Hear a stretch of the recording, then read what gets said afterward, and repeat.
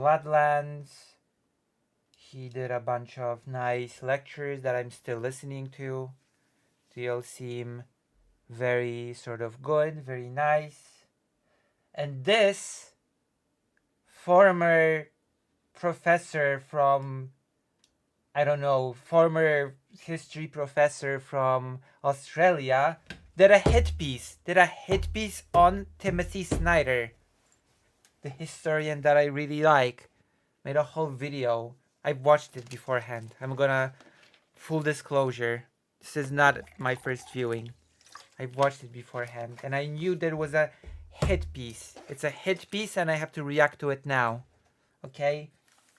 That is my equivalent of drama. That is the Lucy has a equivalent of drama. This is my drama content. Analyzing hit pieces of hack historians that try to attack Timothy Snyder. Okay, let's go. I got a lot to say. Got a lot to comment on. So let's go.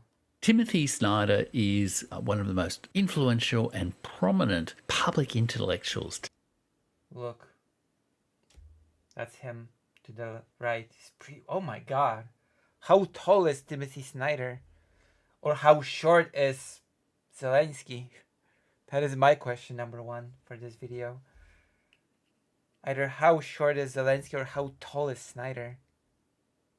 Gosh. Oh my gosh. The contrast is stark. Today among historians. Jeff Rich. Making sense of a puzzling world with his... Spoiler alert. Making Sense of a Puzzling World with History by Jeff Rich is basically America bad and Ukrainian people are dying for US interest. That's basically it. And Timothy Snyder is too obsessed with promoting Ukraine. He is very successful, sold many, many books, and he has incredibly successful Substack writing. Also, I'm gonna say it now. This person feels really salty about Timothy Snyder's success. That's another thing, okay? That's a whole other can of worms. This person feels a bit, just slightly jealous. About not so much history as current day, writing about not, and he has an incredibly successful Substack writing. I've been recommended this book. Being recommended this book was actually my first sort of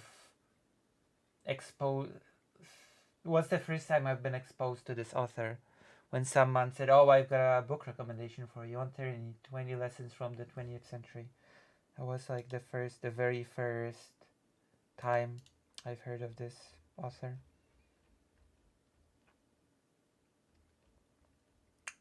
And from then on, it's been like,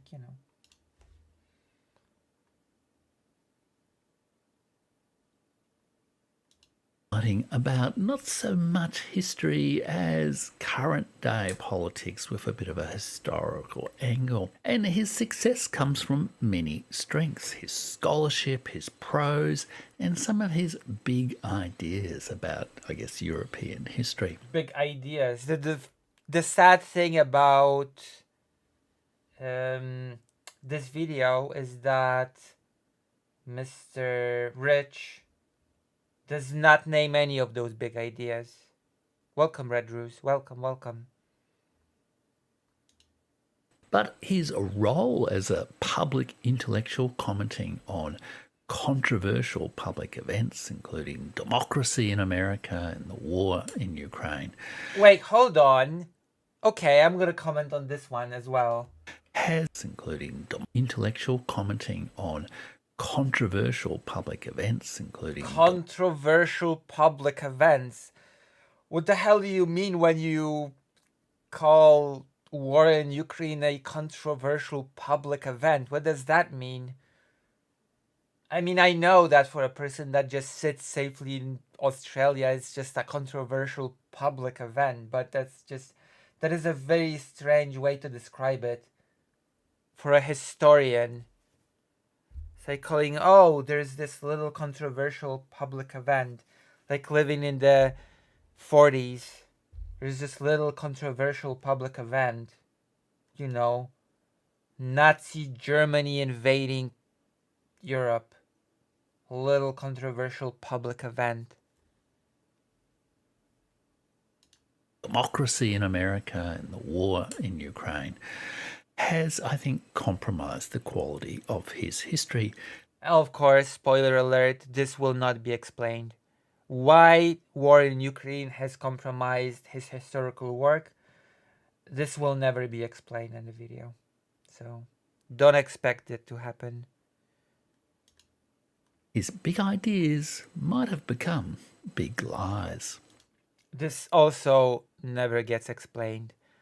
This statement also never finds any explanation. Just saying that this person throws a lot of big vague statements but never backs any of them up. Just putting it out there. Around 2016, he stopped really being a historian and became a pundit, even a prophet. I have no idea what he means by prophet. I'm actually following Timothy Snyder. I follow him on Twitter. I have no clue what this whole prophet thing is supposed to mean. Warning about rising authoritarianism and tyranny, especially in the form of Donald Trump and Vladimir Putin. Oh no. What a terrible pundit Timothy Snyder has proven to be on both counts. Obviously, we're dealing with no authoritarianism from Putin. That's, totally not. Of course, Putin is a totally run-of-the-mill leader. Sure. So Timothy Snyder has totally been a false prophet on that. Oh, and Trump. That's totally also nonsense, isn't it? There's totally not been an attempt to sort of, I don't know, a certain date after Trump had lost the election. That totally was not a thing. So I don't know. I guess Timothy Snyder was just plain prophet and completely incorrect.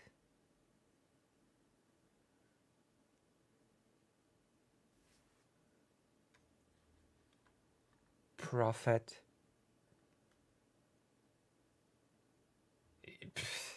It really is interesting when someone just observes existing trends, observes what's going on, and say, hey, this Putin guy, he's pretty authoritarian, isn't he?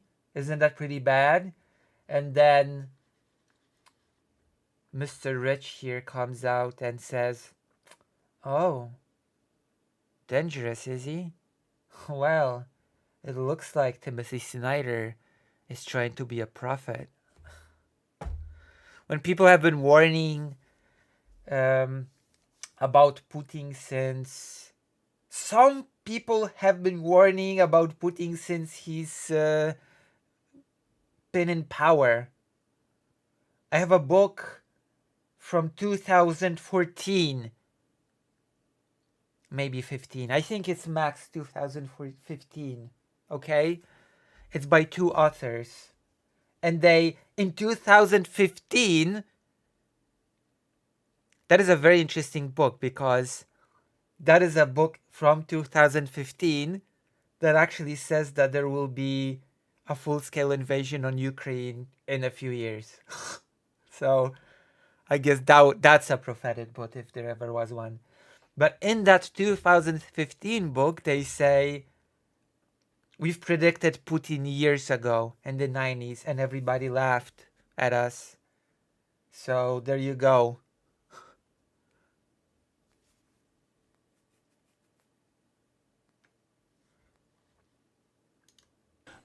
He poses today, I guess, as something of a prophet, a moral conscience for the Western world.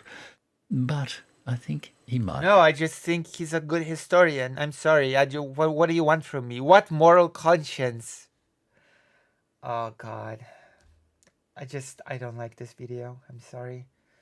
I don't like this video's approach to the subject matter. I don't really like that a person that, from what I've seen from the video, has no expertise on Eastern Europe whatsoever is commenting on Timothy Snyder's judgment on an Eastern European leader who's a despot.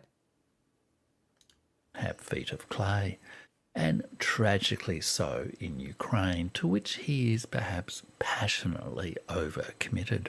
Which I have no clue, again, what that means, to be passionately overcommitted to Ukraine. It's basically like saying, again, in the 40s, oh, this historian, so compromised, so passionately overcommitted to the defense of Europe against Nazi Germany.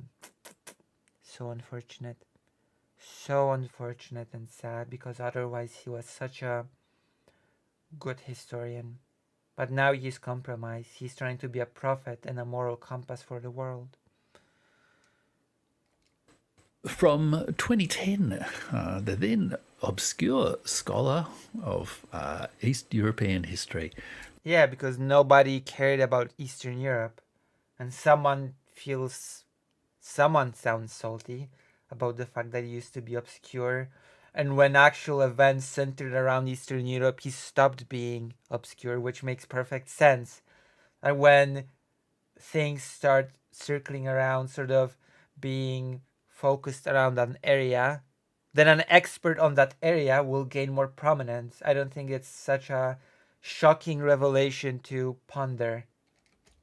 Began to produce bestsellers that chimed in well with the worldview of the sort of Atlantic elite, people like Anne Applebaum. He had compelling prose that was supported. I really wonder what this person's take on the Holodomor is. Well, we're at it, because Anne Applebaum famously wrote the book, the Red Famine book. You know, the book about the Holodomor. It seemed by exhaustive, pedantic detail, culled from archives in multiple languages that few other scholars could speak. And since his breakout book of Bloodlands... Yeah, I actually went to the archives to study those things.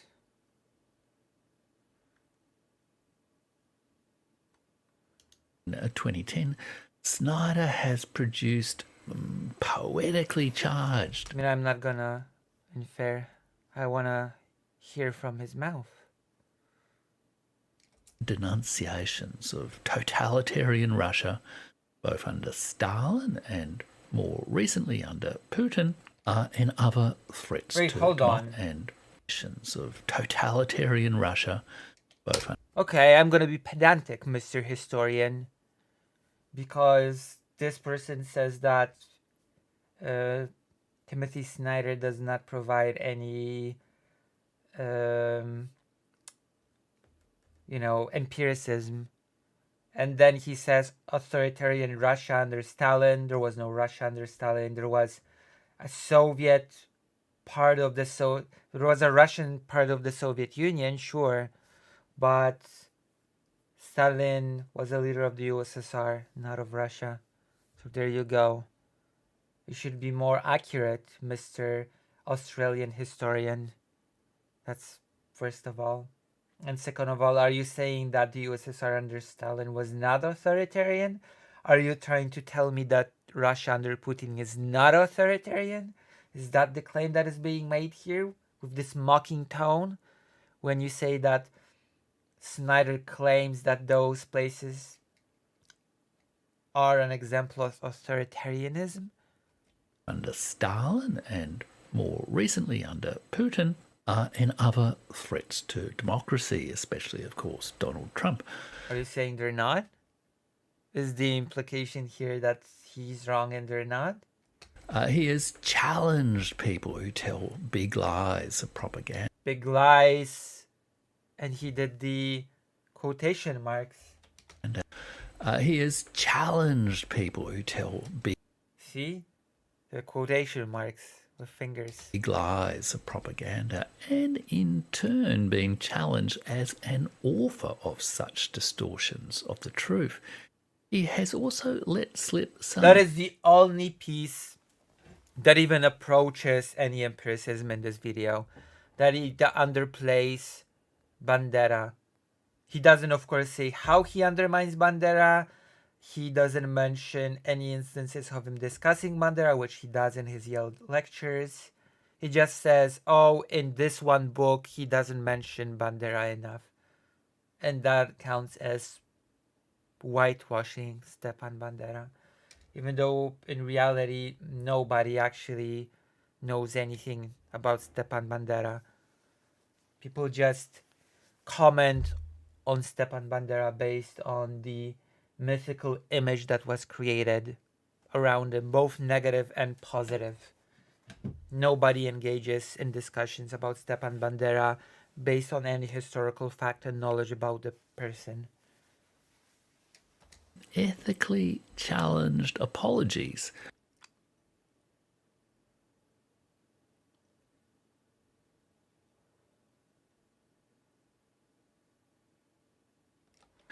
for Ukrainian nationalists. After writing this essay, Snyder dropped from his historical work any reference to Bandera and the own in Bloodlands, published in October 2000, the subject of... That's not the same as whitewashing, because the Bloodlands book is called Europe Between Hitler and Stalin. Heroes who were killers in the Bloodlands.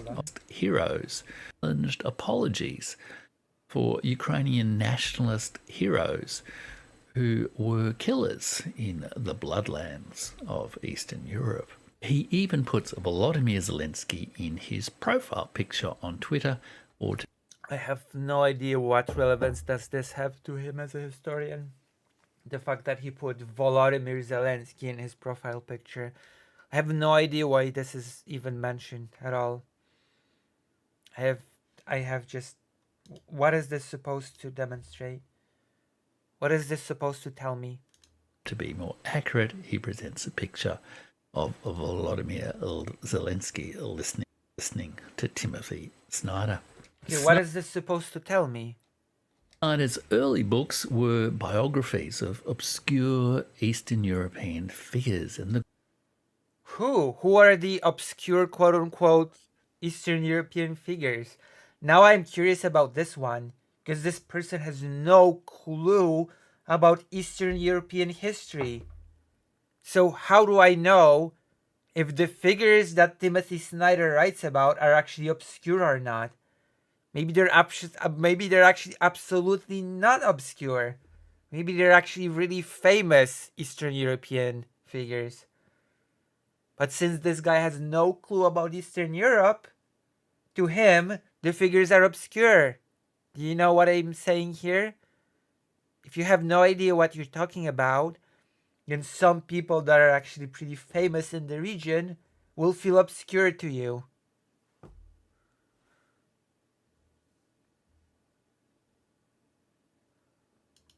The growth of national ideas in the territories of the old Polish-Lithuanian Commonwealth. And I have no idea what this means. In the territories of the European figures and the growth of national ideas. The growth of national ideas in the old Polish-Lithuanian... I have no clue what this statement means. Because national ideas developed in full swing after the end of the Polish-Lithuanian Commonwealth. In the territories of the old Polish... in the terrains of the old Polish-Lithuania. I don't even know why this reference to the Polish-Lithuanian Commonwealth was made. It was just dropped out of nowhere, not elaborated on, and then he just moved on. And that was it.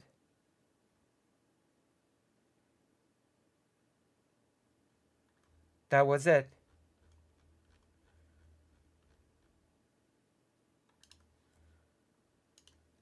Lithuanian Commonwealth. In 2010, he published Bloodlands, Europe Between Hitler and Stalin, But apparently also Bandera. which was reprinted in a revised edition in 2022. Bloodlands was Snyder's invented term for the area around Ukraine. No, it wasn't about the area around Ukraine. It was about the area between Germany and the USSR, which included, I don't know, Poland. You know, the place where most of the Holocaust happened. And the Holocaust is a pretty important bit of the whole Bloodlands idea. So no. Of course, Bloodlands correctly makes a case that Ukraine is a very important part of the whole puzzle, but we're gonna talk about it as he sort of criticizes. That he saw as the main killing fields of 20th century European history. It was a pretty big killing field of the 20th century European. Yeah, it was. You cannot deny that. The book focused on the region between Germany and Russia, where millions of civilians fell victim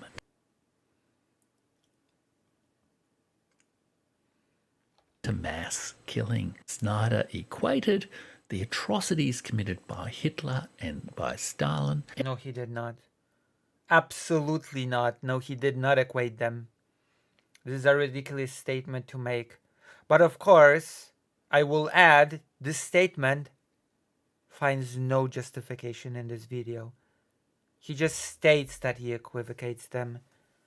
When what Timothy Snyder does is says that the terrain between Nazi Germany and the USSR have found themselves in the grip of those two powers and have suffered for it through mass death, like the Holodomor, which happened before Hitler could even dream of enacting his atrocities.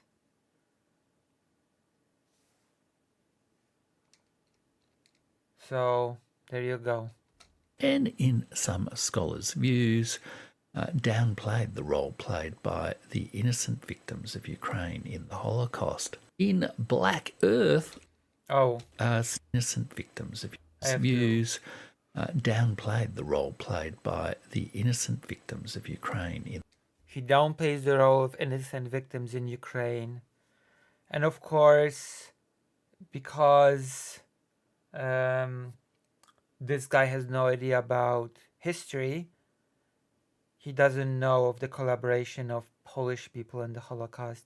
But he only focuses on Ukraine because this guy has a clear anti-Ukraine bias. I'm sorry. This is clear from the video. I've already watched the whole video. I know that this guy has an anti-Ukraine bias. From saying that Timothy Snyder is over dedicated to Ukraine, to making weird remarks about Volodymyr Zelensky, to downplaying the authoritarianism of Putin. It's just, I'm sorry.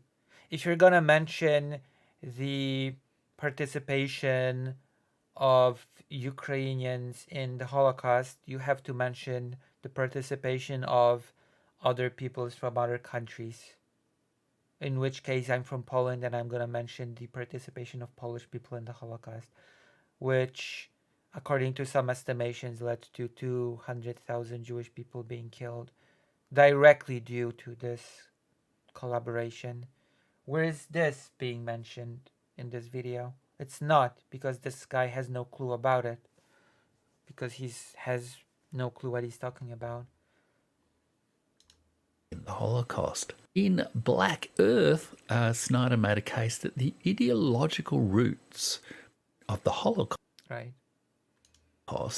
lay in a distorted ecological worldview, where he believed that securing living space for the Aryan race required the destruction of existing states and the annihilation of millions of people. I'm sorry. Is our Australian former professor of history going to deny that Lebensraum was a huge plan was a huge thing for Nazi Germany? Are we now gonna say that he's not just bad on Eastern Europe, it seems. He's just bad on Second World War period. Are we gonna say that Lebensraum was not a big thing for Nazi Germany in World War II?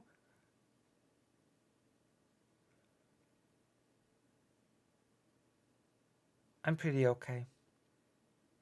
I'm tearing apart a hit piece. I'm doing my equivalent of drama. Okay? This is my drama stream. This is my equivalent of a drama stream. So, yeah. Lebensraum was not a big thing, I guess, for Nazi Germany.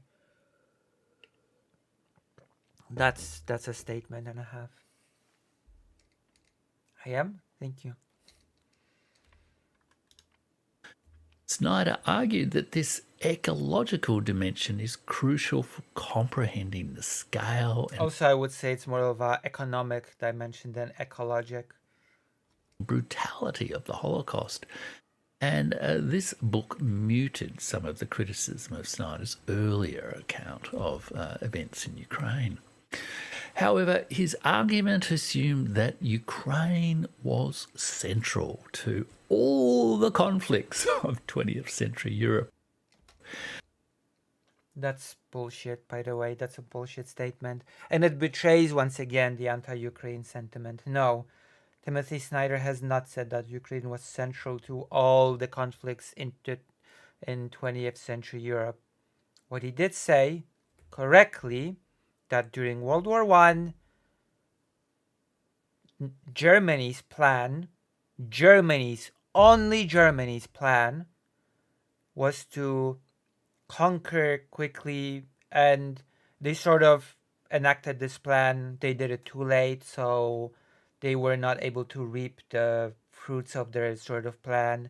They were planning to extract resources from Ukraine in order to win the war, in order to be able to continue the war effort in the West. That was the plan.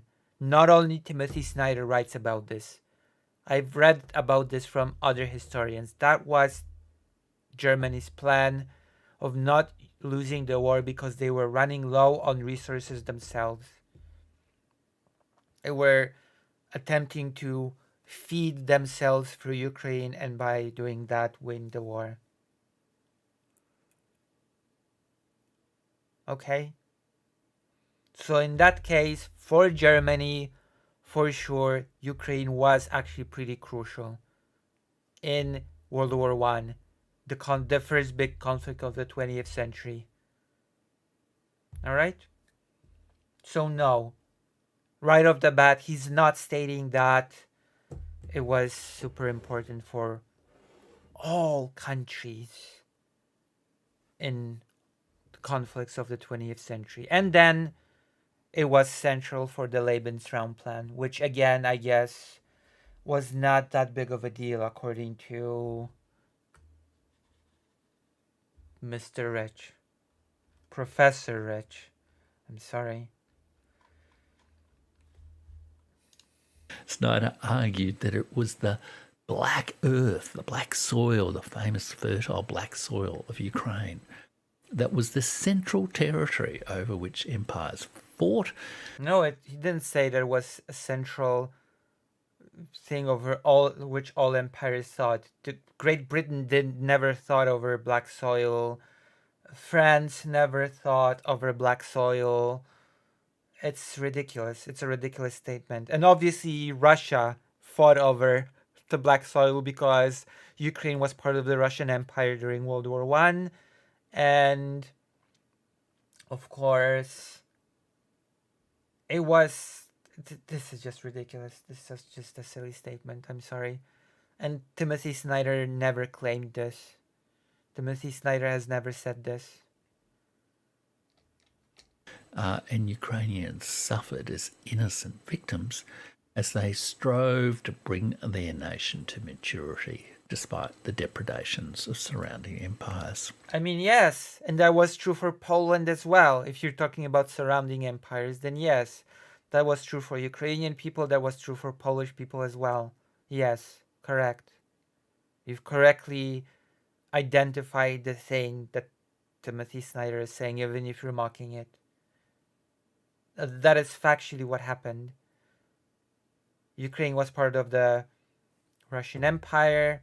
It was Russified. It was subjugated. So of course it was suffering under the Russian Empire. Then sort of the Germans came by the end of World War One, sort of kind of promising things, but in reality just wanting to exploit in order to win the war. So that happened. Then there was the whole Polish-Ukraine war, which Ukraine lost, and then fought together with Poland against the USSR. That ended with Ukraine once again being subjugated under the USSR and part of Ukraine being in Poland. It's a ridiculous statement that this really shows a clear anti-Ukraine bias once again in this person's. And the worst part is that this person has a clear anti-Ukraine bias, but has no clue about any of the subject matter. He has no clue about the history of this area. He has no clue about the history of Ukraine. Has no clue about any of this, but is operating on the America bad.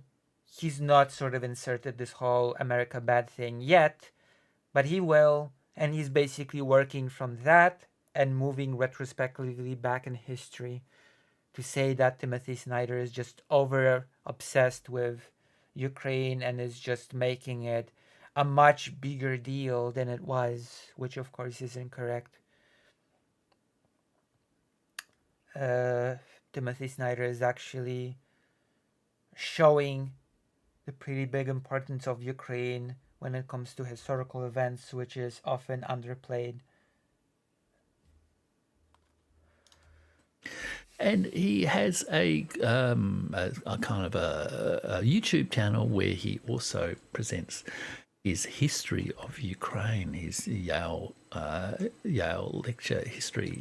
Which, by the way, just as an aside, he does mention Stepan Bandera and UPA, etc. in those lectures that are being mentioned in passing here. So make of that what you will. His Yale University lecture series on the history of Ukraine. You can check that out if you want to. Since 2010, Snyder's role as pundit and prophet have overshadowed the... And I have no clue what this prophet thing is. I have not heard in this video even one thing that Timothy Snyder has prophesied. Not even one thing. This video commits the sin of what I hate the most, throwing a lot of vague statements out there into the ether without substantiating even a single one of them. Oh, Timothy Snyder is a pundit and a prophet. Okay. What do you mean? What did he try to prophesize? What was he a prophet about? What is that? What does that even mean, that he's a prophet? Or does he take vague signs and try to predict the future based on that? Or modest scholarship of a true historian. And what the hell does that mean? Modest scholarship of a true historian. Are you angry that Timothy Snyder is popular and successful and you're not? Are you saying that a real historian should not be successful? Is that what we're getting from here? You're not as successful as Timothy Snyder and it makes you mad. And it makes you want to say that he's not a real historian. Because he's not modest enough. Is that what is even your specialty as a historian? I have no clue. I just know this person is an ex-professor of history, and that tells me basically nothing. Nothing on what type of history he specializes in. his transition to a morally charged advocate for the central role of Ukraine in the saga of freedom. What saga for freedom? What saga for free? I have no clue what that means. A morally charged pundit in this saga for freedom, whatever that means.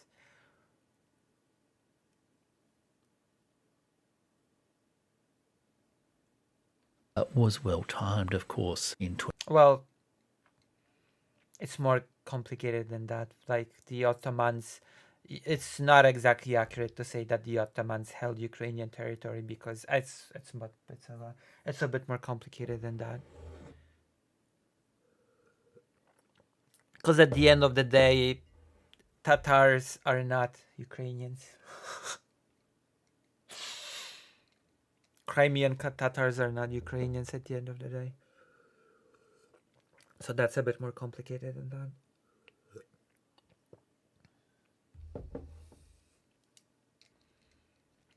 (2014). There's the Maidan Revolution of Dignity by others, coup by others. By others, coup. That language alone tells me a lot, by the way. Occurred. And since 2014, the United States and the various Atlanticist elites from the United States have scaled up their aggressive policies towards Russia. NATO scaled up their, and the various Atlanticist elites from the 2014, the United coup by others occurred. And since 2014, the United States and the various Atlanticist elites from the Atlanticist elites States have scaled. Wow, what is this person's bias? I wonder, based on what I'm hearing now. Up their aggressive policies towards Russia. That is very interesting.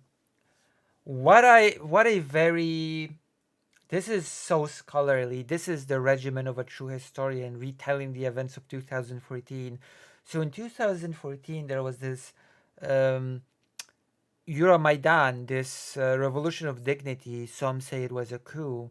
I'm not going to elaborate. And by the way, in 2014, suddenly the US and the Atlantic elites have ramped up their aggressive policy towards Russia. I wonder, has anything else happened in 2014? In Donetsk, Luhansk, in Crimea, have there been any events of note in Ukraine in 2014? Has Russia been doing any moves in Ukraine in 2004? I wonder.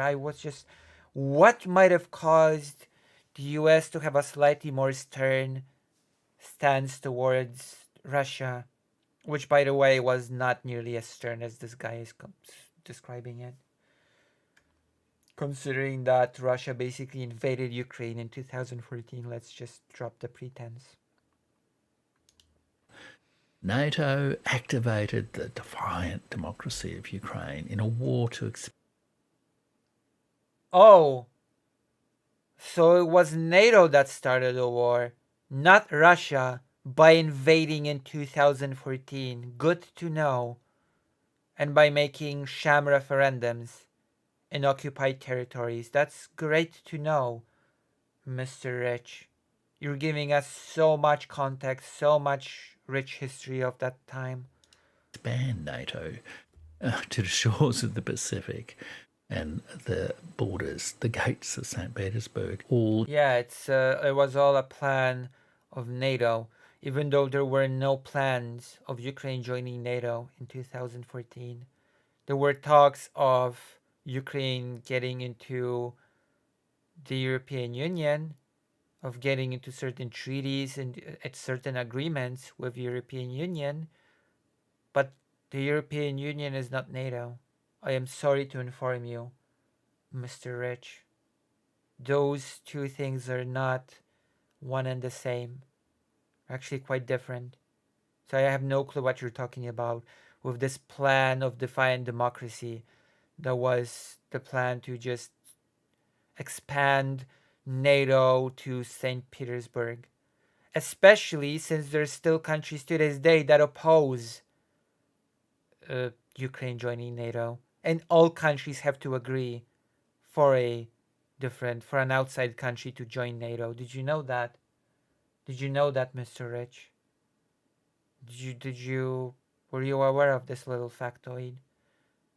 And the US is among the two biggest opponents to Ukraine joining NATO. Did you know that as well? So how can the US simultaneously scheme to expand NATO all the way up to St. Petersburg and also at the same time oppose Ukraine joining NATO? Can you connect the dots? Can you connect that for me so it makes sense?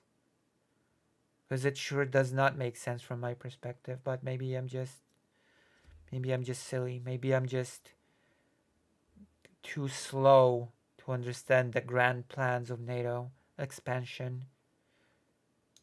Poor Russia has been aggressed upon. They were just forced to invade Ukraine first in 2014 and then do a full-scale invasion in 2022. There was just no choice. Support the liberal rules-based order. Since that time, Snyder has been among the most prominent, prolific advocates of the Ukrainian cause. Here you go. I'm not sure. Are you saying that you're against the Ukrainian cause? Like, being against the Ukrainian cause is basically like being against the Polish cause in 1939. I'm sorry. Although Poland, of course, fared much worse than Ukraine. And of the new American foreign policy of democracy against autocracy. Well, yeah, I'm sorry to say. I am sorry to inform you once again. Maybe you'd be more aware of this if you've done your homework on the region. But Ukraine is, in fact, moving towards democracy much more than Russia. And I'm putting it mildly, like right here. I'm making a very mild statement when I say that compared to Russia, Ukraine is. It already is a democracy. It is a flawed democracy. It has a lot of problems with things like corruption, etc. But it is still a democracy at the end of the day. Russia is absolutely not. Russia is so far removed from what a democracy should be that it's just comical at this point to claim that the struggle of Ukraine against Russia is not a struggle of democracy versus autocracy. I don't know what sort of bias you have to operate under to disagree here. That Ukrainian struggle is a moral struggle.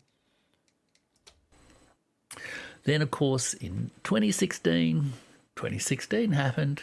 Trump, Brexit, death of David Bowie, and Snyder threw off any remaining scholarly scruples.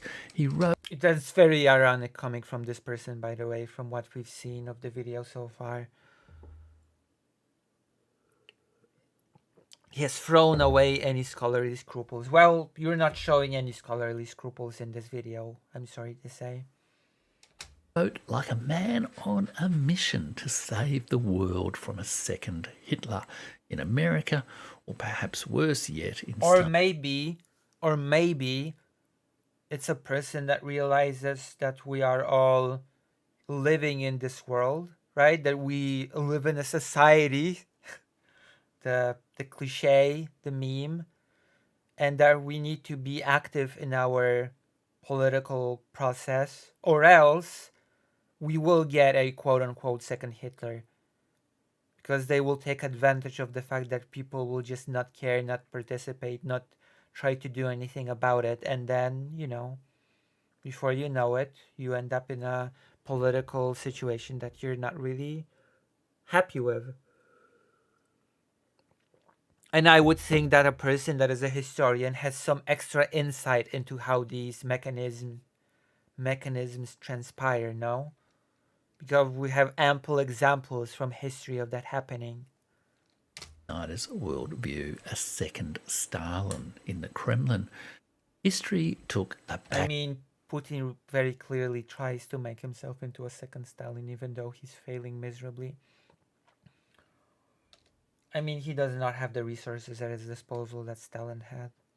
Seat to moral grandiosity and prophecy. He became convinced that Donald Trump and Vladimir Putin were bringing the world to the brink of a catastrophic replay of the 1930s. I mean, that's not just his opinion, by the way. Like, come on, are we really gonna downplay the invasion of Ukraine this much? Are we really gonna downplay the biggest war since World War II in Europe this much? Are we really gonna ignore all the statements of Trump about how he would handle Ukraine? Are we really gonna ignore the statement of Trump about how he would abandon some NATO countries for Russia to do whatever the hell it wants? Are we really gonna do that? Undermine the whole NATO thing? Are we really gonna ignore that Putin made a whole speech before the full-scale invasion in which he basically said that all countries that used to be in the Russian Empire within the Soviet sphere should return to being under the Russian supervision, Russian influence? Are we gonna ignore that? Is that too inconvenient to the narrative of America bad? Indeed, had a very significant role to play in the increasingly frenzied discourse along those lines over the last. You're not gonna back any of your statements. Why is it frenzied? You're saying it's frenzied. Russia backs Trump and Trump helps Russia in return. This has been true for a decade. See my road to unfreedom. Why is it frenzied? Like, you cannot just throw out a statement and not substantiate it in any way. Last 5 to 10 years. Snyder came to see the mundane world of international and domestic politics, which is, you know, in its day-to-day reality, much less interesting than it's often talked about. Yeah, when your ass is sitting in Australia, then maybe day-to-day politics seem boring and much less interesting than portrayed. But do you know where day-to-day politics are not as boring as you think? Donetsk. That place is pretty, I don't know, I would say it's pretty intense politically right now. Its day-to-day is definitely not boring. Oh, what about, there's Kharkiv. I don't think people in Kharkiv are bored by their political day-to-day. Wow. It's almost like the level of political boredom depends on which country you reside in. It almost is like certain things are happening more in certain places, and you cannot just judge the entirety of international day-to-day politics to be boring just based on where you are sitting. What about US politics? Is that day-to-day boring? You know, the attempt of Trump to overthrow the election results, was that boring? Was that everyday boring politics?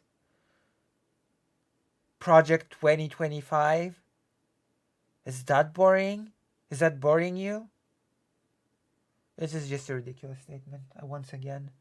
Also, what does boring mean in this case? In images. It's just an attempt to downplay. Oh, Putin is not really that authoritarian.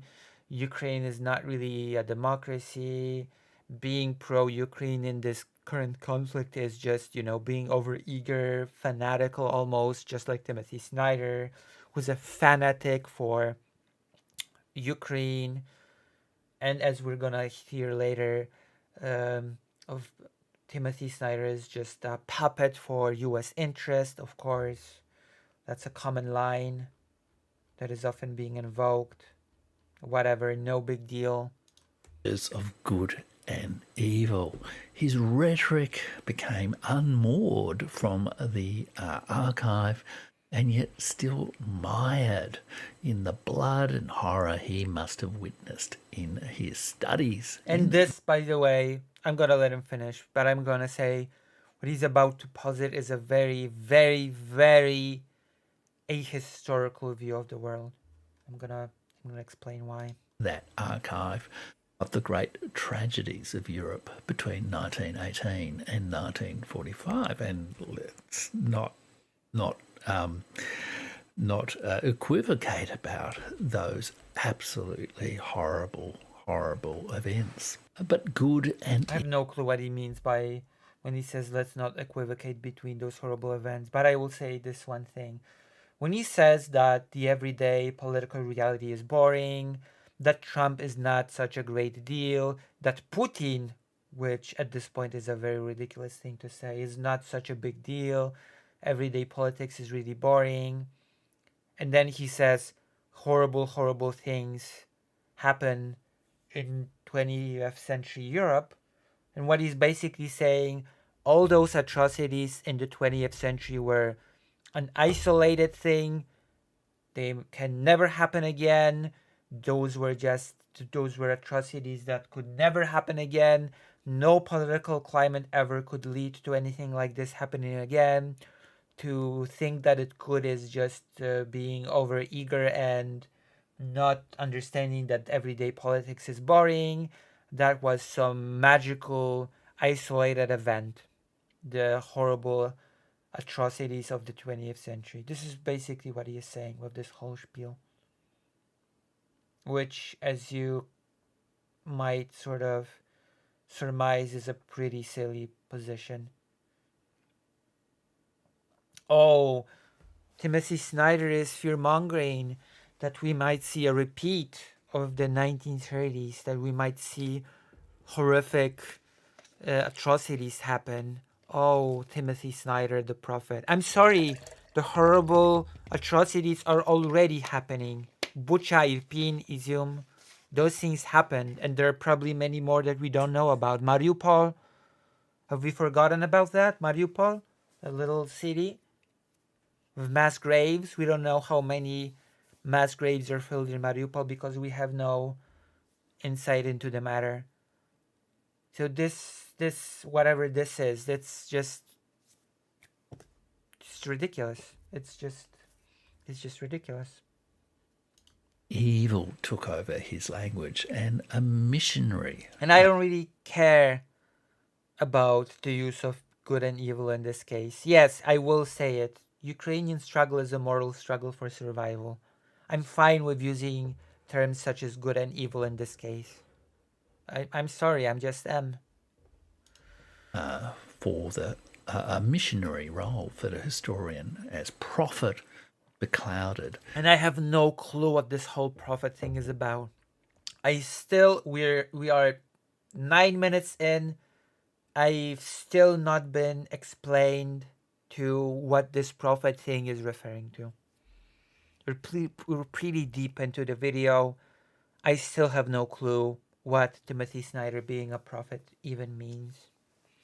And I have a feeling, well, I know, I've watched the video. We're not going to find out. His ideas. He wrote in The Road to Unfreedom, the moral question of what is good and evil in public life can never be separated from the historical investigation of structure. It is the politics of inevitability and eternity that makes virtues seem irrelevant or even laughable. What he's referring to is, for example, the idea that Russia always was, as it is, and that Ukraine was always part of that Russia. You're welcome. Ability by promising that the good is what already exists and must predictably expand. Eternity by assuring that the evil is always external and that we are So that's not what he means. Ever its innocent victims. If we wish to have a better account of good and evil, we will have to resuscitate history. So this is a very big mischaracterization of what Timothy Snyder is saying. That's just saying. It's not terribly empirical, is it? No. You're right. This whole video is not terribly empirical. You have yet to make a single empirical claim, in fact. How curious is that? How curious is it that you're still to have made a single empirical claim in your amazing video? Talking all that stuff about good and evil. The rhetoric is Manichaean and reflects, I think, a regrettable tendency in American political culture with its near religious belief in the manifest destiny of. Oh, and of course, now we are entering the territory of all of this being about the US. All of it is about America. All of it is about the American manifest destiny. Ukraine fighting against an invading force, against an invading country, an invading state, which is Russia. Well, that surely is all about the US manifest destiny.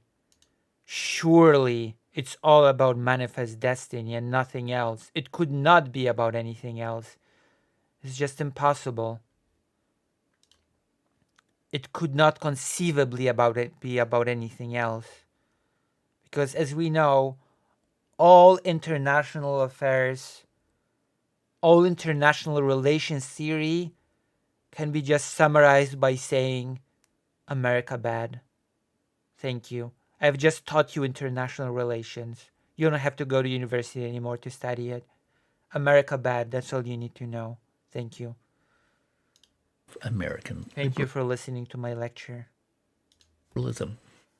Sadly, if we wish to keep a sense of history alive, a sense of reality alive with history, we may need to set aside talk of good and evil. After all, it suffocates empathy, without which history cannot live. That statement makes no sense. If you set aside good and evil, if you use terms good and evil, it suffocates empathy. That is not a very empirical statement, Mr. Rich, I am afraid to say. That's just a vague, nonsensical claim, which of course you're not going to substantiate, because why would you be interested From in that? afar, a process some psychologists call fusion appeared to occur in Snyder's mind. Trump really was. Oh, we are psychoanalyzing Timothy Snyder now, because you are a psychologist and or psychiatrist by... Oh no, wait, you're a historian. A historian, and I don't have a clue what your historical background is, so I have no idea what period of history is your specialization, actually, so... Whoops. Hitler. Putin really was Stalin. And all his life, Snyder had taught himself, had schooled himself to believe that Hitler and Stalin were equal evils. Ukraine. Timothy Snyder has never claimed that Hitler and Stalin were equal evils. But I can understand, actually, with your bias that you're showing, why you would like to underplay the atrocities committed by Stalin. I can certainly see why you would want to do that. Was really a It makes perfect sense to me. democracy and I'm sorry. symbols. Ukraine was really a democracy, were equal. Schooled himself to believe that Hitler and Stalin were equal evils. Ukraine was really a democracy. Here you go.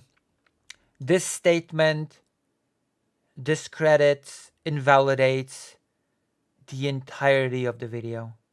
This statement alone invalidates the entire video, because at the time of Hitler and Stalin, there was de facto no Ukraine. There was the Soviet Ukraine, which was not independent by any stretch of the imagination, and Timothy Snyder would never claim that it was a democracy. There was parts of Western Ukraine that were within Poland, and I don't think Timothy Snyder would claim that Western parts of Ukraine that were in Poland were a democracy. So I have no clue where this person got the impression that Timothy Snyder claims that Ukraine was a democracy during the reign of Hitler and Stalin, since there was no independent Ukraine state during that time. But, whatever's clever. And Snyder really was like a Dietrich Bonhoeffer, Whatever's clever. opposing evil in a lonely, heroic moral struggle. He produced a strange book on tyranny, 20 lessons from the 20th century. Strange book. That was the first book by this author that was recommended to me. I still haven't gotten it.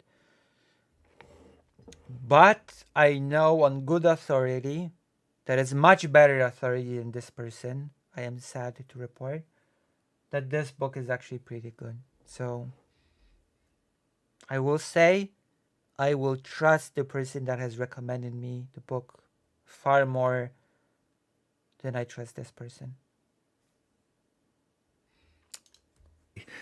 It was very successful in the mood of the years after Trump's election. And I recall buying it myself and my disappointment. It turned the complex history of this terrible 20th century. Ah, yes, because you're totally not reducing everything to NATO just wants to expand and US bad. You're totally not reducing the complexity of international relations. Nope. Nope.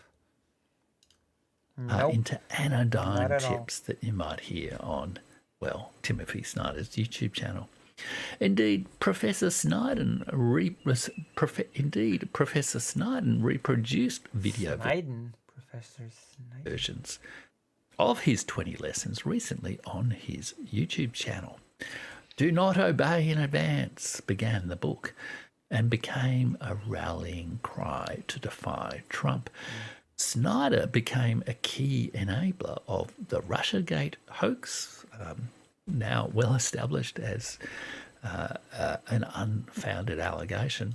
Has it really been established as an unfounded allegation? I'm pretty sure that the Russian meddling into the election has actually been pretty well corroborated, but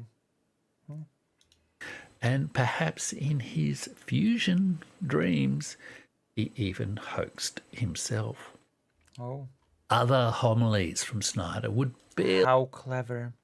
barely help with the normal difficulties of life, let alone a genuine threat to democracy.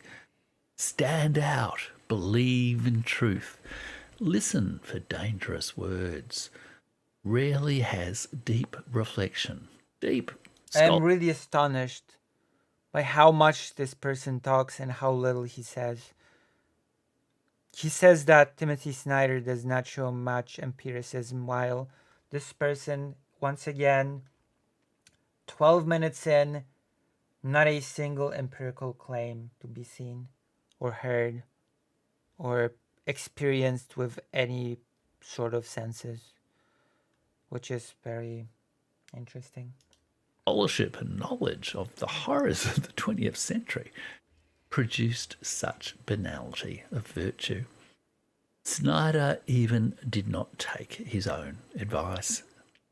His explication of his Ohio preacher boy's homily, to listen for dangerous words, was be alert to the use of the words extremism and terrorism. Be alive to fatal notions of emergency and exception.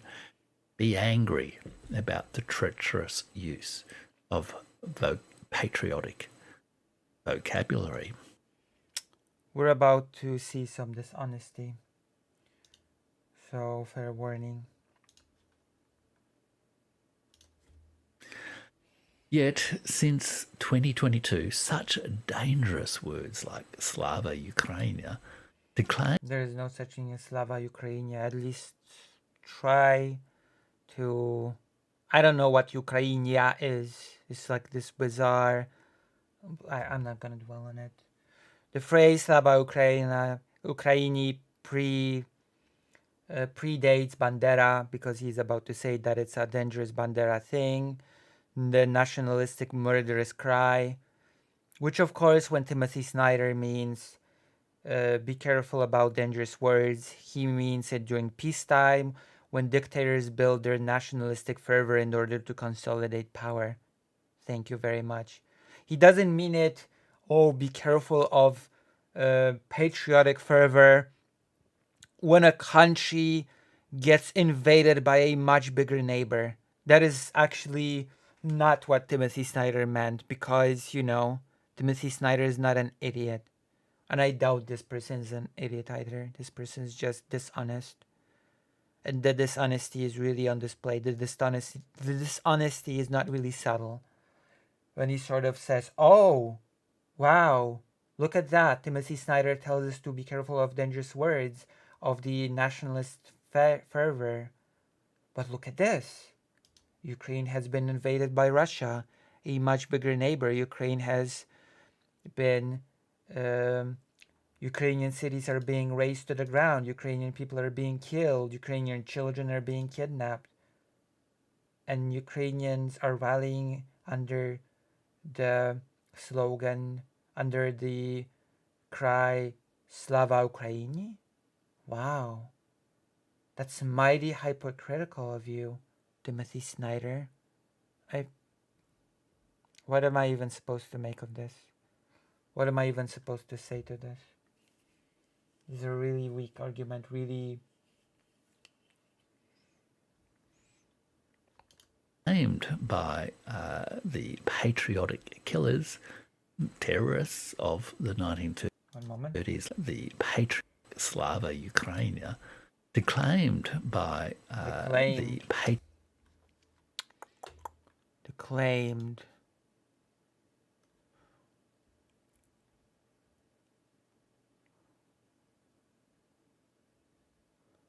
Declaimed, huh?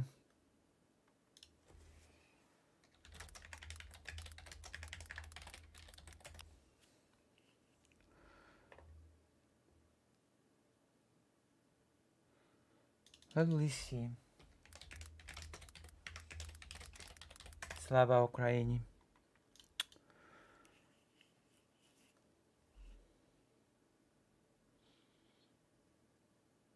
Oh. Interesting. It says here on the Wikipedia that this greeting has been used far earlier than during Stepan Bandera's lifetime. It's interesting.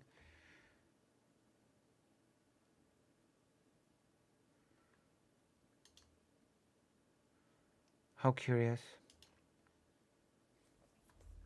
Patriotic killers, terrorists of the 1930s like Stepan Bandera, who actually spent most of his killer career in jail. First Polish and then Nazi. Yeah. have driven Snyder to urge Ukrainians into a new bloodlands.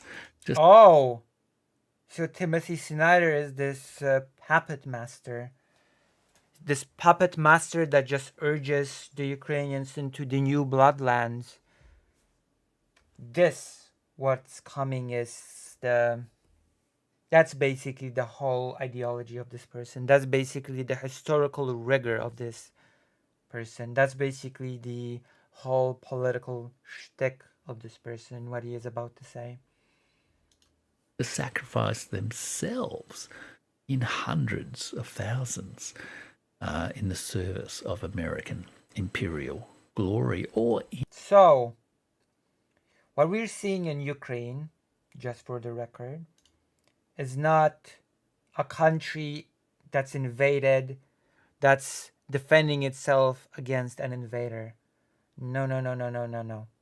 What we are seeing is Ukrainian people being influenced by this puppet master, Timothy Snyder, who encourages them to enact a new bloodlands by sacrificing themselves by the hundreds of thousands in the name of US imperialism glory.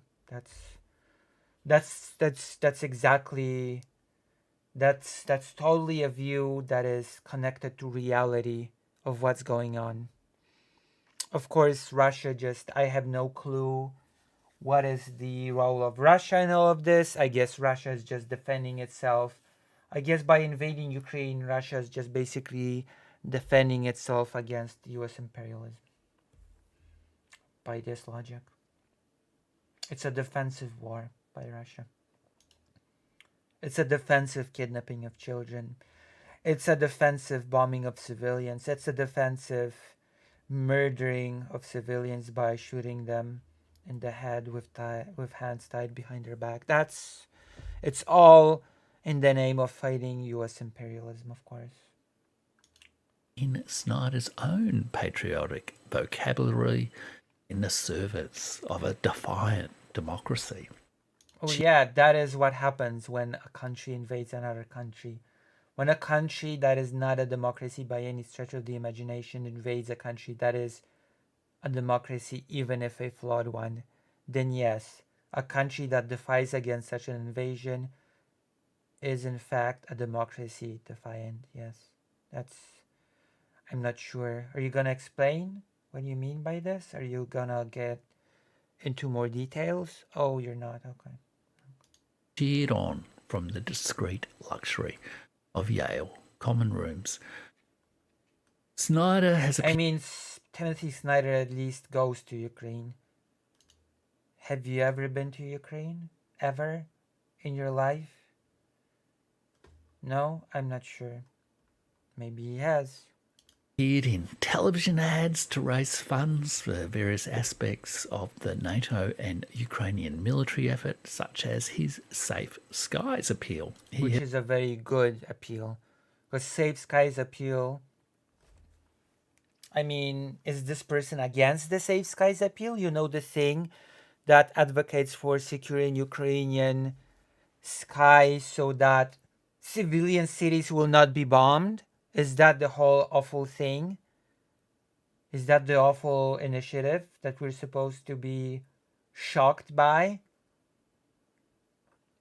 Every time, okay, every time a air siren would go off and I would check my little application to see what the danger is, which areas are endangered, what type of danger are we dealing with, airships, ships, missiles, drones, whatever. There's at the bottom this little thing, Safe Skies initiative, and then you can sort of support it. Am I supposed to be against an initiative that is about protecting civilians from being bombed? Am I really supposed to look at this and be like, ew, U.S. imperialism, ew, God, Timothy Snyder is doing such a bad, horrible thing. He is such a zealot. Oh, for that Ukraine. Is that really supposed to be my reaction? Has made the case at the World Economic Forum in 2023 for why Ukraine must win the war. Are you saying Ukraine should not win the war? Are you saying that the country that is being invaded by Russia should not win the war? Which again, I know people say that it's overplayed, but it's basically like saying, oh God, this guy from the US, he's advocating, he's saying in his speech at whatever event why Poland should win the war against Nazi Germany. Oh no. For the sake of European values. No. He actually never uses that phrase, European values.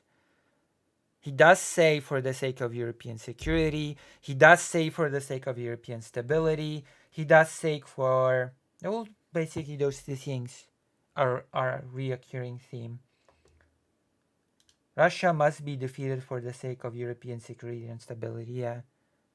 Timothy Snyder never uses the term European values.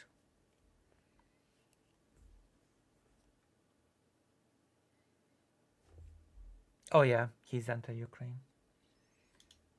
In 2024, perhaps less confident in his own perceptions, he was reduced to merely arguing that Russia must lose. Yeah, it should lose. It objectively should lose. And of course, once again, Mr. Rich is not gonna go into any detail about any of his statements. Save American And I know what this person's trying to spin here. European values, as in the dog whistles, Western values, Western civilization, racism, etc. It's basically the thing that he's trying to get at here, which is completely incorrect in this case. Because Timothy Snyder never invokes European values. He invokes security, stability, etc., which is objectively correct. Are we really supposed to forget that Russia has been waging a hybrid war against Europe for some time now? Are we supposed to forget about the arson in Poland, one of the biggest shopping centers in Warsaw, burned to the ground? The Vietnamese community taking the biggest blow in its existence in Poland? The attacks on other European countries. Are we supposed to just be like, oh, let's forget about all that? Pace, perhaps. And he has been consistently passionate and persistently wrong-headed, even in large. Persistently passionate and persistently wrong. Are we gonna hear what he is wrong about? What is he wrong about? No? We're not gonna listen to an explanation as to what he is being wrong about? Okay then. Last week or so, he's published some very odd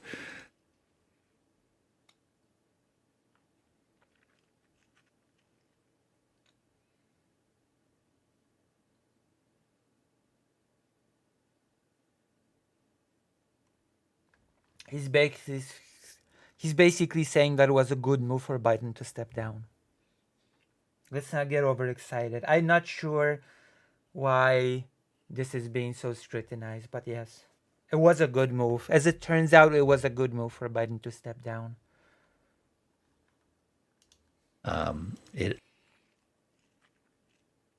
Opinion pieces in the Financial Times and on his Substack about both the Ukraine war and Joe Biden's presidency. He crossed the line from history into the swamplands of propaganda. I'm not sure if this is a thing that you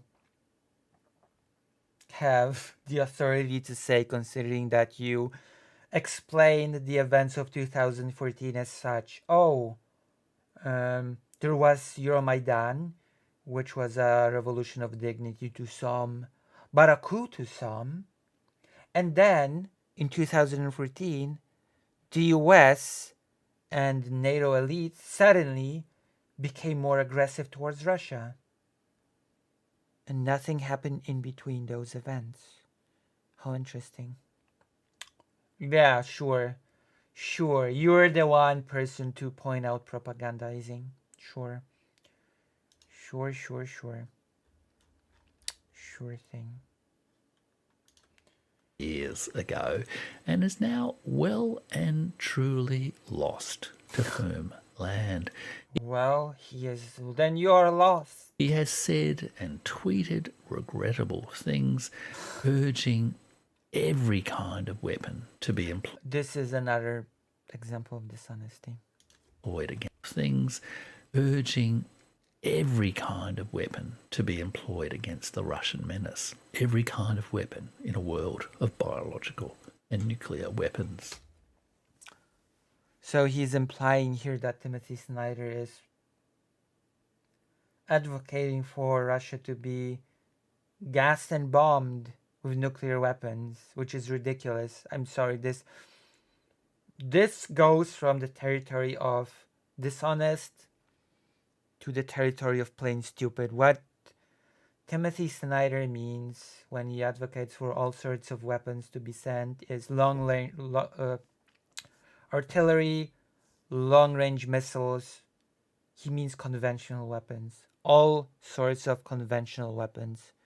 And claiming otherwise is dishonest. Especially considering that Russia has been using biological weapons throughout this war. Especially considering that Russia has been warning Europe with nukes every single day at this point. So, yeah. Speaking of propagandizing, a very interesting point we have found ourselves in. Oh, you want all sorts of weapons to be sent to Ukraine. You want to arm Ukraine with nukes. Is that right, Timothy Snyder? You want Ukraine to gas all of the Russians. Isn't that right, Timothy Snyder? Terror. His Twitter profile features an image of Zelensky hanging on. The great There we go. We're coming back to this. I have no idea why. Now we are in fact coming back to this image. Professor's every word. Snyder is by no means the only historian to be led astray by the illusions of power conferred on public intellectuals or the service of Translation. Timothy Snyder is popular. I am not. I'm very jealous. Imperial interests or the imperial interests of the US, of course. Seductive songs of nationalism. There have been... Yes, Timothy Snyder. The nationalism oozes from his works.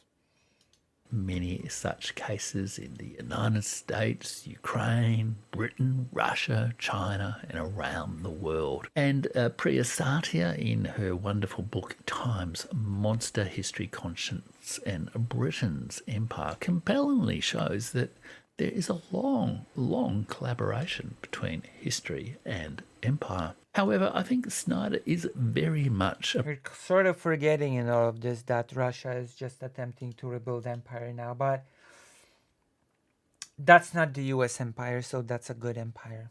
So that's the good one.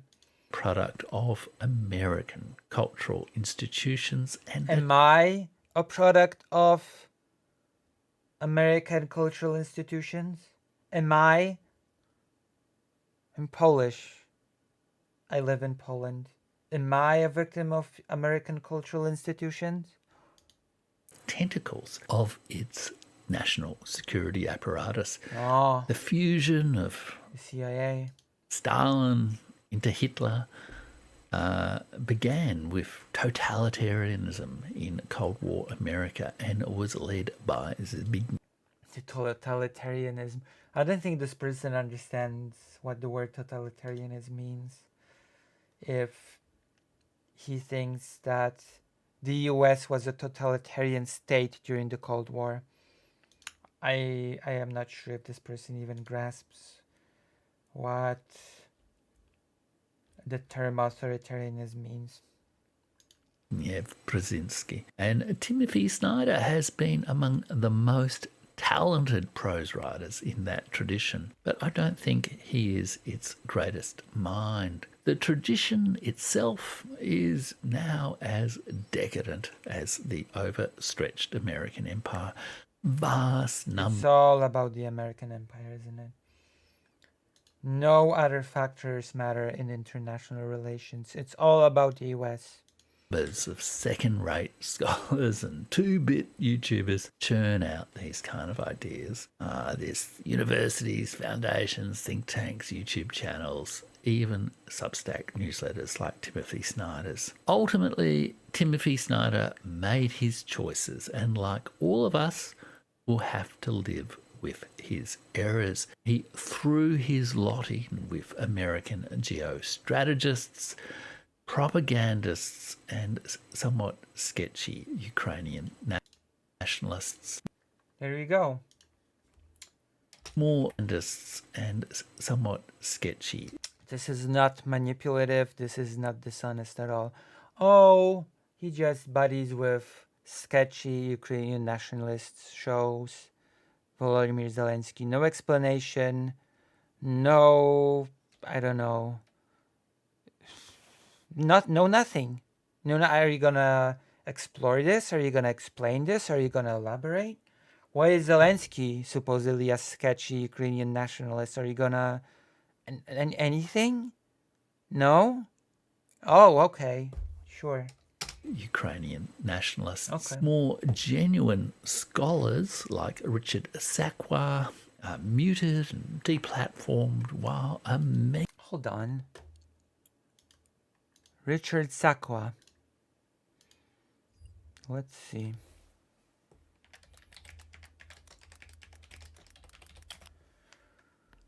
Who is Richard Sakwa?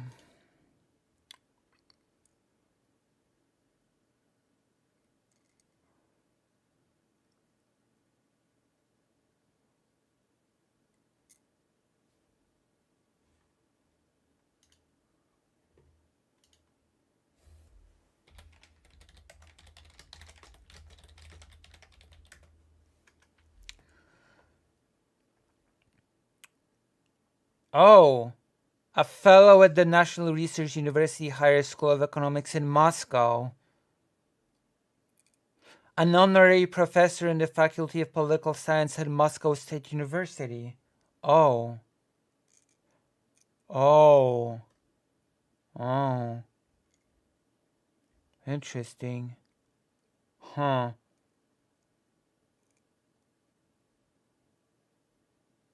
How interesting.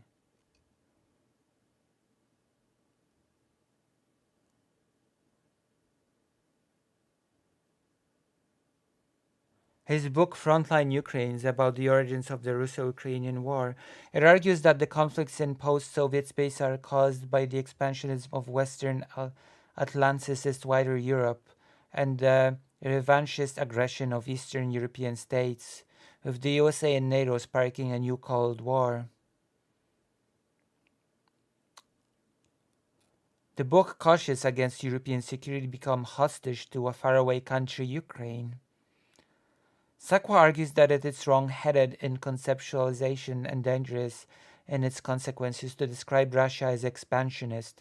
Oh, so Chechnya, Georgia, all that was just silly business. Okay, I get it.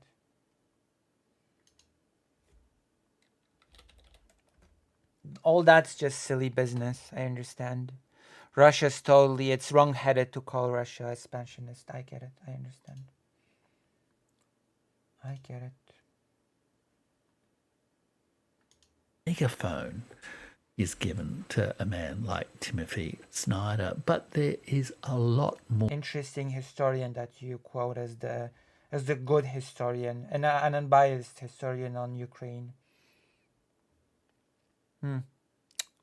Very, very cool. Very, very cool guy, this Richard Sakwa, the fellow at the Moscow University. Cool. There's certainly no bias. No bias there whatsoever. More to learn about our sad state of the world today in Richard Sakwa's The Lost Peace, How We Failed to Prevent a Second Cold War. Then there is really gonna double down on Richard Sakwa. That basically is okay. That's great.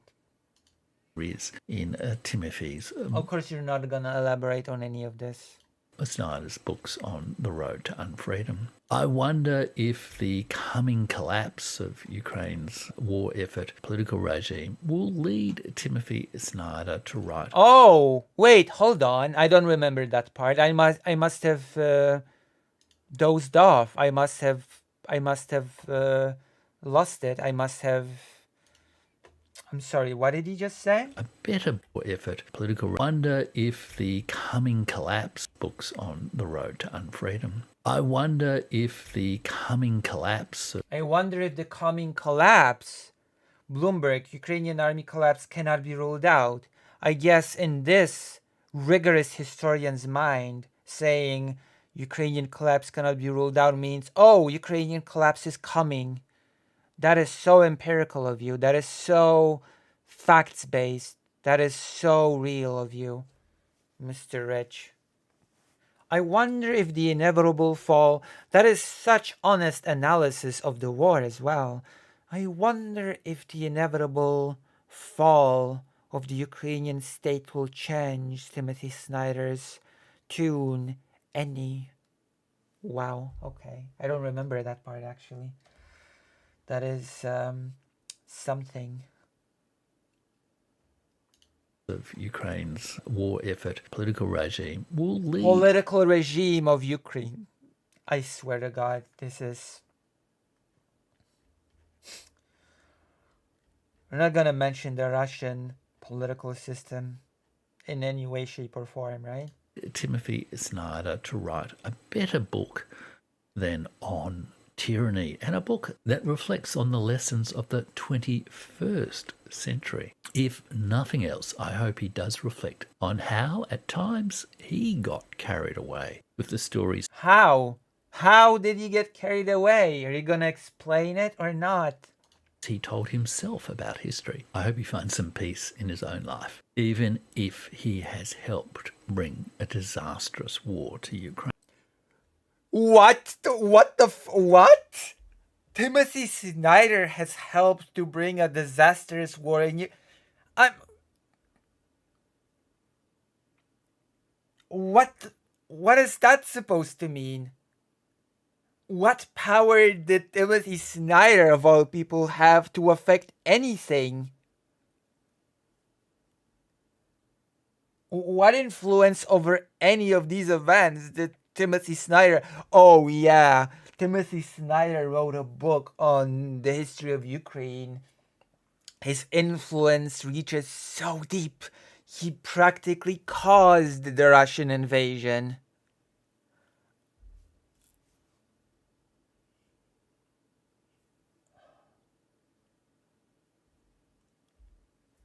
Timothy Snyder is a much more powerful political figure than I even imagined. Ukraine, even if he has helped bring a disastrous war to Ukraine. Sure. I had no idea the level of influence that Timothy Snyder had, but I guess I'm just naive.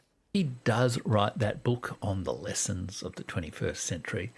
Perhaps he could title it On Fear and Loathing and make the first lesson of the 21st century this piece of ancient wisdom spoken by the Buddha. You What does that mean? will not be punished for your anger. You will be punished by your anger.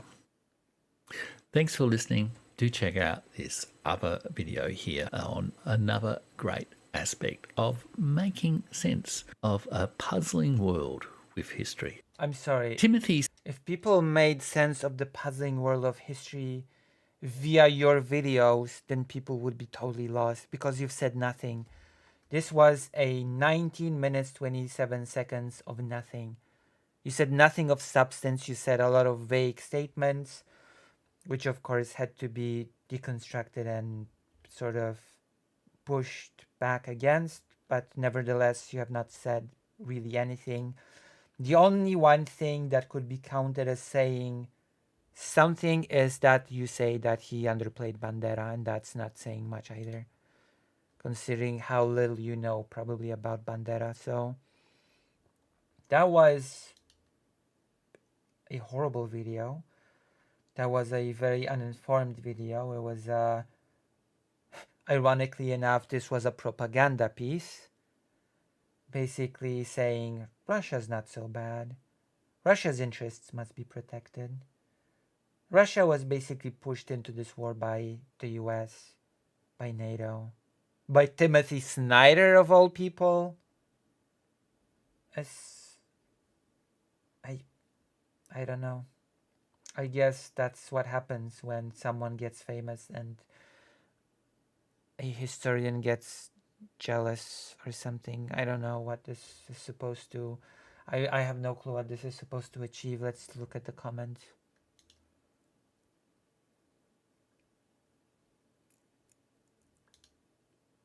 Thank you. Like telling the big lies of World War II and the Holocaust.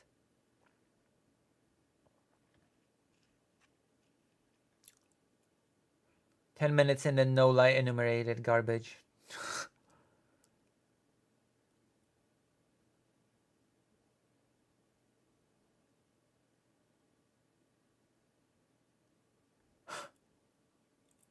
Much less interesting, you say. Really? Are you feeling okay? He tried to overthrow the election. His followers built gallows to hang IVP who would not do the will of the mad crowd, and the man who would be king. They defected in capital and 6 people died. Fine people, he said.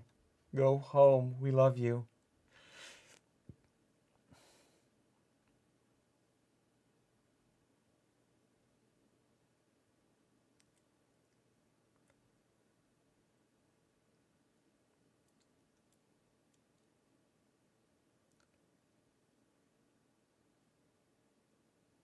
Oh yeah, because the Katyn massacre is so fake.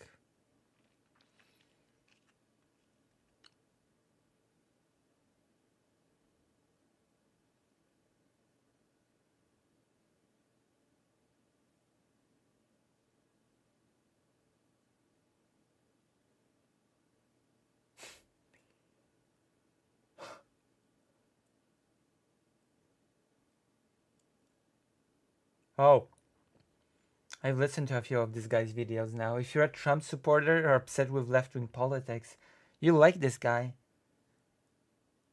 He comes of us very intelligent and insightful, but he relies on fallacious arguments to support his views. Oh, no kidding. This combined with his lack of charisma is why I don't see him becoming any more popular than he currently is. With a charisma boost, he may. Charisma boost. Oh gosh. A charisma boost. It's 4 a.m. But the person said they would be late 15 minutes. I might as well finish the stream here for now. So I guess I'll be back tomorrow, right? I'll see you all. I hope you've enjoyed this little segment about... I hope you've enjoyed this little drama segment. I'm gonna call it that. How did you like? Have you enjoyed this little drama segment that I've cooked up for you? You like Lucy has a dipping into drama?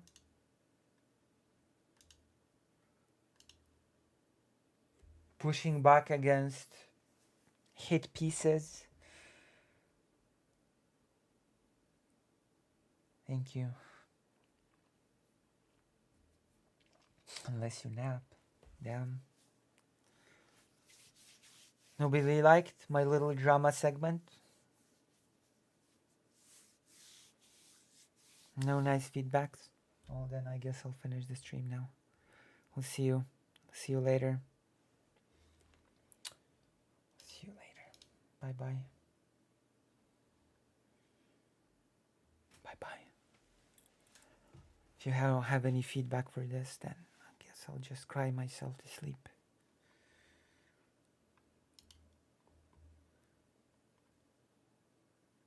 Nice, thank you. The guy was absurd, thank you.